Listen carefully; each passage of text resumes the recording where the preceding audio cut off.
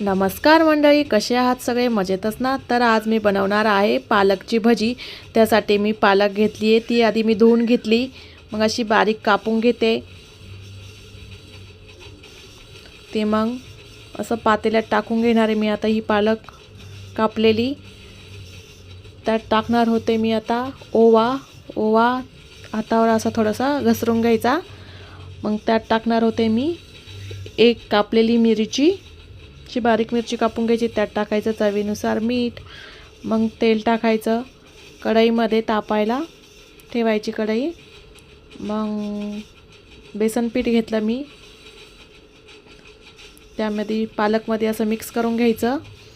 पाणी लागलं तर टाकायचं, कधी कधी मी थोडंसं टाकलं होतं मळायला ते।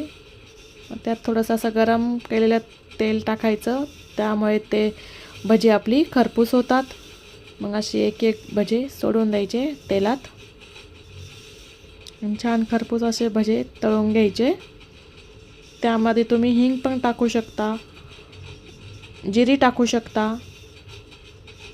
आणि लसूण टाकायचं तर टाकू शकता। मी काहीच नव्हतं टाकलं, मी सिंपल केले होते अशी, फक्त मीठ मिरची टाकून आणि ओवा टाकला होता थोडासा। अशी खरपूस भाजून द्यायची, मग एका ताटात काढून घ्यायची। राहिलेल्या पिठाची पण अशी काढून घ्यायचे भजे, मग बाकीचे उरलेल्या पिठाची। नक्की ट्राय करा, असे भजे छान लागतात।